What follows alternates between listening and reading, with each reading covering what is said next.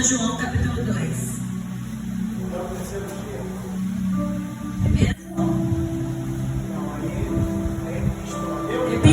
Epístola. Primeira epístola, desculpa, olha só. Primeira epístola de João, capítulo 2. Porque a vida já foi começo? Não. Começo. Primeira epístola universal de João. Capítulo 2. Acharam? Meus filhinhos, estas coisas vos escrevo, para que não pequeis. Mas, se alguém pecar, temos um advogado para com o Pai, Jesus Cristo, o justo. E ele é a propiciação pelos nossos pecados. E não somente pelos nossos, mas também pelos de todo o mundo. E nisto também sabemos que o conhecemos, se guardamos os seus mandamentos. Aquele que diz, eu o conheço, mas não guarda os seus mandamentos, é mentiroso, e nele não está a verdade. Mas qualquer que guarda a sua palavra, o amor de Deus está nele, verdadeiramente aperfeiçoado. Nisto, conhecendo que estamos nele. Aquele que diz que está nele, também deve andar como ele andou, até por ele.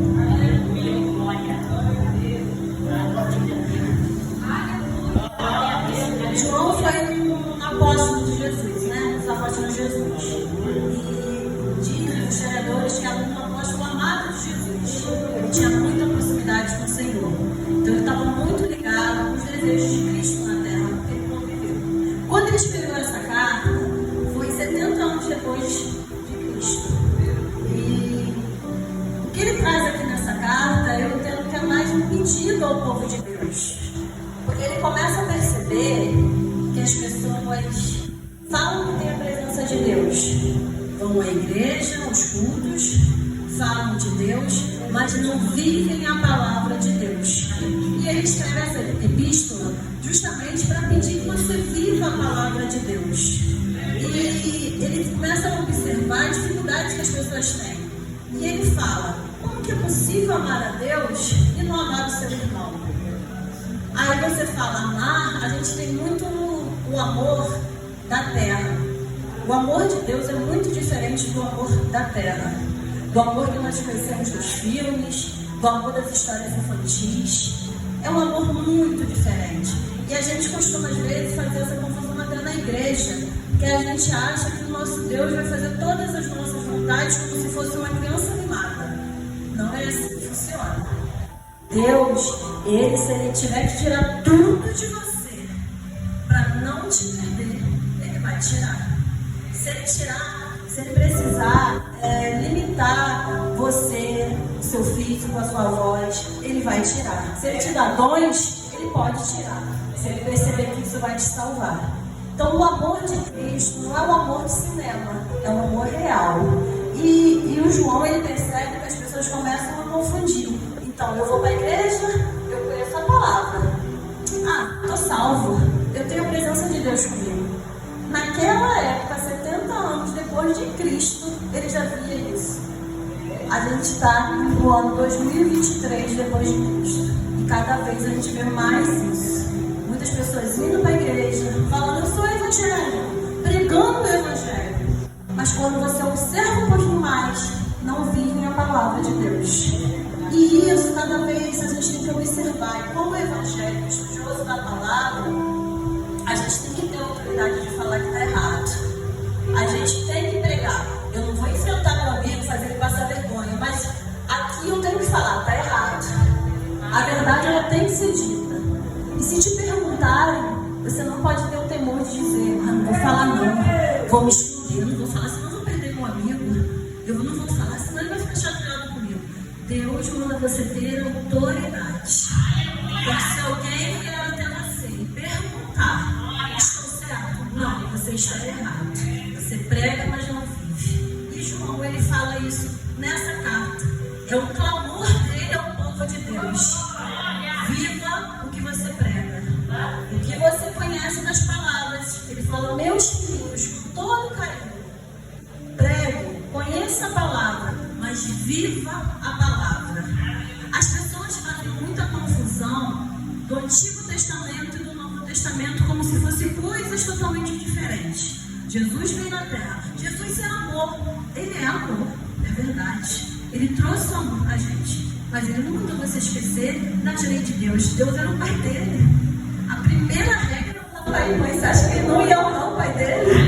Você acha que ele ia falar para você não seguir os mandamentos do pai? Ele nunca falou isso.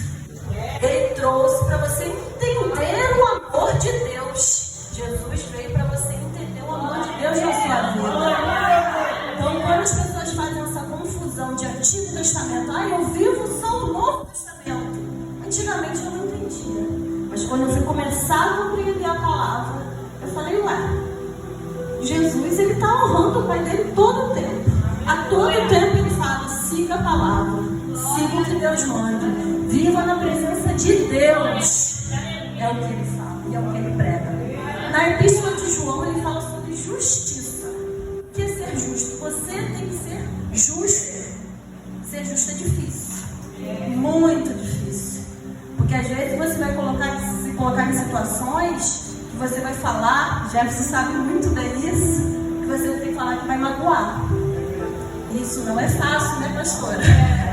Às vezes eu vejo a pastora falando em cima, não é fácil. Mas você tem que se colocar, porque você aceitou Deus na sua vida. Porque você tem que aceitar.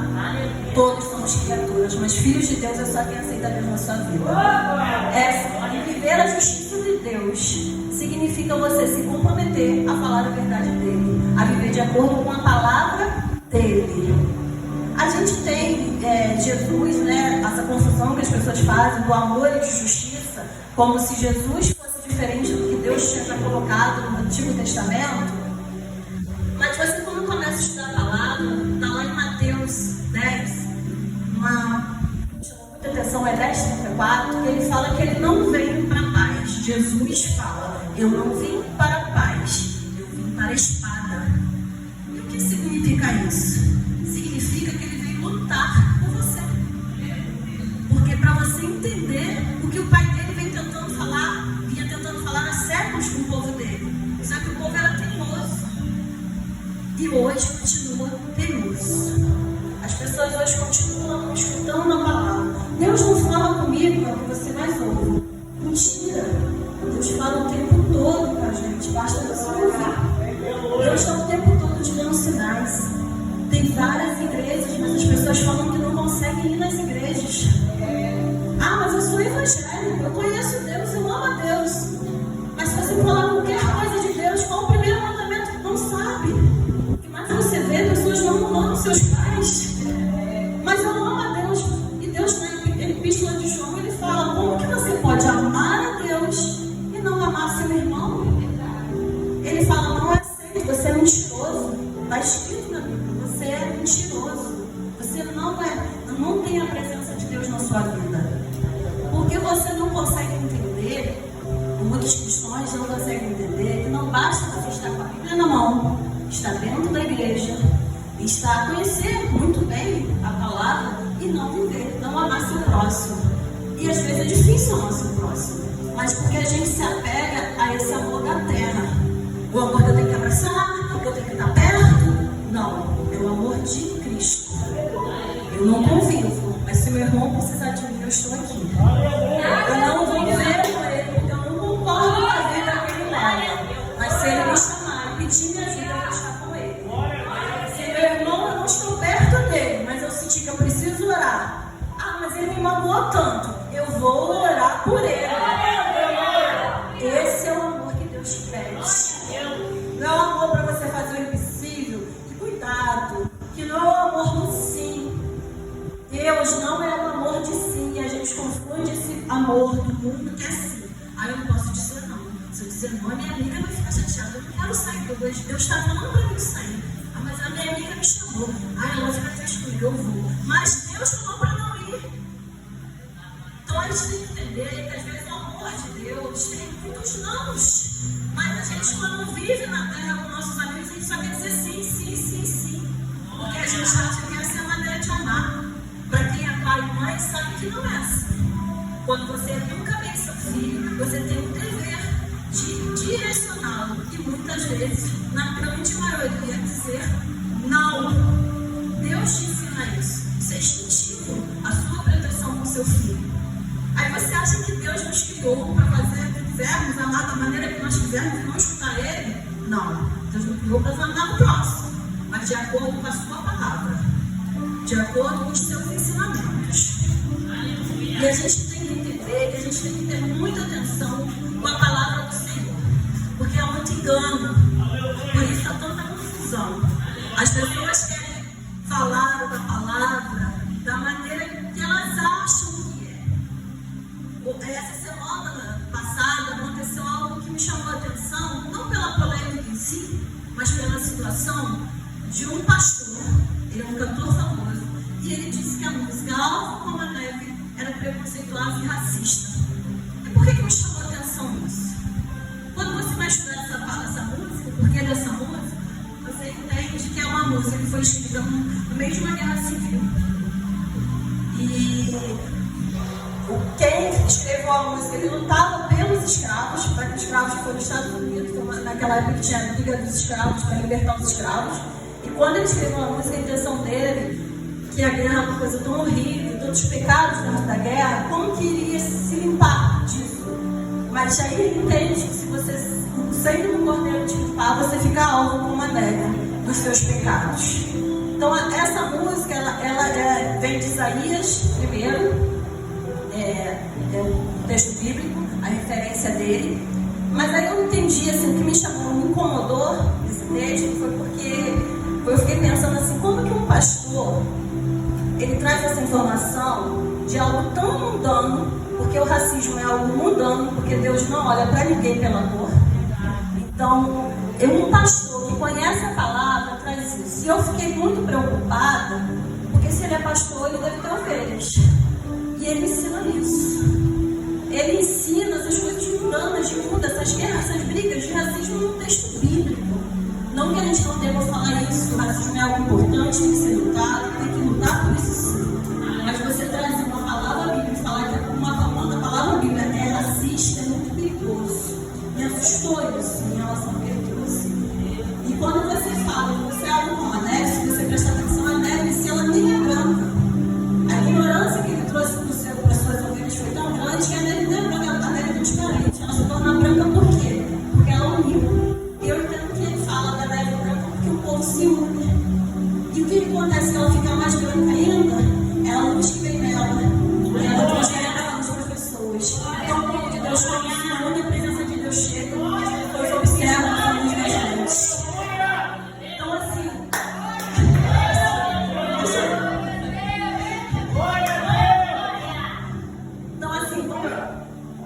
Observar e estudar, e hoje Deus também fez isso, nos deu a oportunidade de buscar o conhecimento. E o que eu estou falando isso por quê? Porque Deus me deu a oportunidade dele falar isso e eu questionar e buscar o conhecimento e não ficar na ignorância. E a verdade liberta. A verdade de Deus liberta. Não se engane. Ah, mas eu não gosto de estudar a palavra. Tá, mas tem estudo bíblico nas igrejas. Eu não gosto de estudar a palavra. Quando chegar para escutar o culto, não fica bebendo água conversando. Preste atenção na pregação. Preste atenção no culto. Se tiver dúvida, pastor, pastora, diácono, quem tiver, você pode chegar sem dúvida. Não é desculpa você não gostar de ler a Bíblia. Eu recomendo ler. É maravilhoso. Mas eu não consigo. Mas não pode dar isso como desculpa busca para você não ser enganado pelos falsos profetas. Chegamos a um período de grandes enganos. Eu não sei se todo mundo sente, mas parece que a gente está num período de transformação. É o que eu sinto ultimamente, isso muito forte. Eu não estou falando do que está acontecendo no Brasil, eu falo no mundo. Principalmente as questões espirituais. A guerra espiritual está muito forte.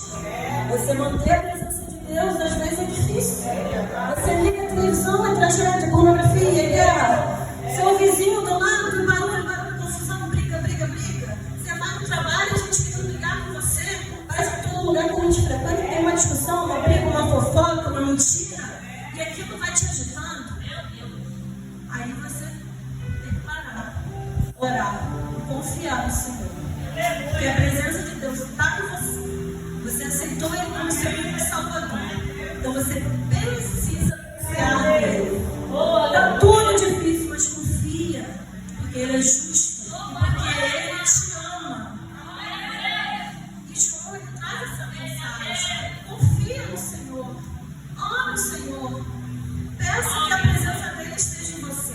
Nem sempre vai ser fácil. Jesus não falou que seria fácil. Deus também não falou.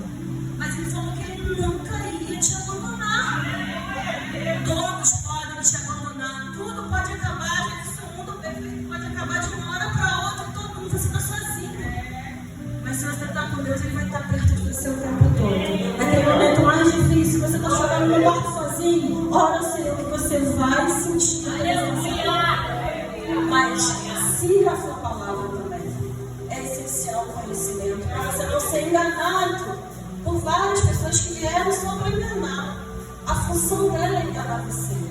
E até com a palavra de Deus.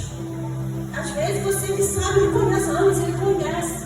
Mas alguma coisa dentro de você vai te incomodar quando você tem a presença de Deus. Quando te traz informações e aquilo começa a te incomodar, busca. Deus vai te mostrar o caminho certo. Ele vai te mostrar a verdade, porque Deus é verdade.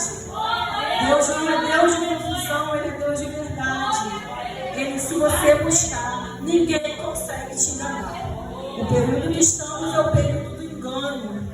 As pessoas querem te enganar. As pessoas querem que você acredite que eu tenho que ser feliz de qualquer jeito, não importa como. Eu tenho que rir, eu tenho que brincar, eu tenho que ser feliz.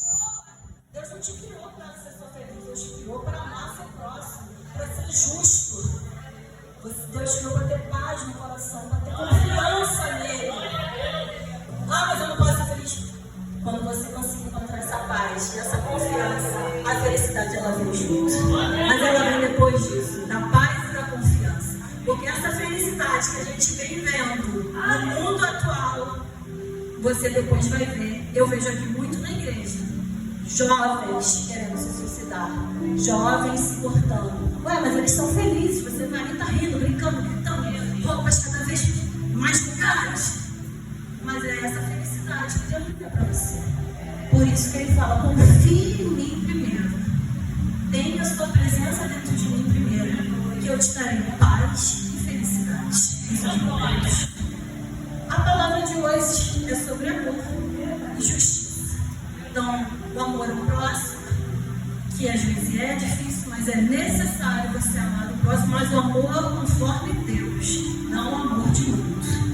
O amor de você orar para o seu irmão. Não é para você pegar a dor do seu irmão. Porque às vezes a gente tem que ser obediente, até quando a gente vê alguém passando por uma situação e Deus fala, não vai. Ele tem que passar por aquilo sozinho. Não vai até ele, porque ele precisa passar. Você para, porque a gente é servo do Senhor. É isso que a gente tem que entender. Como servo do Senhor, se ele mandou parar, eu paro. Quando ele mandar eu seguir, eu sigo. Se ele mandou dar a mão, eu dou. Ah, mas eu sou boazinha. Ele vai ficar com raiva de mim. Não, eu não quero ser boazinha. Eu quero ser justa. Eu quero ser servo do Senhor. Eu quero que Ele me conheça e se agrade de mim. Somente os olhos não precisam ser agradados, vai ficar com raiva e vão. O verdadeiro evangélico já entendeu que a maioria das pessoas não vão gostar de nós. Entenda isso. As pessoas não vão te amar muito na rua. Mas quando alguma coisa acontecer, você que é chamado. Porque sabe por quê? Você tem a presença. Quando você tem a presença, as pessoas confiam em você. Ah, mas eu não gosto, ele é chato, o evangelho é chato. Mas quando tudo te manda, chama ele, por favor. Porque ele tem a presença. Nele eu confio. Ele eu quero perto de mim. Porque ele vai conseguir aliviar essa dor do meu coração. Mas para isso, precisa confiar no Senhor. Precisa amar da forma que Jesus e Deus te ensinou. Deus vem te ensinando e Jesus só veio para mostrar mais ainda como ele se amou. Porque entenda bem, Deus deixou que seu filho fosse crucificado. Deus deixou que seu filho fosse crucificado.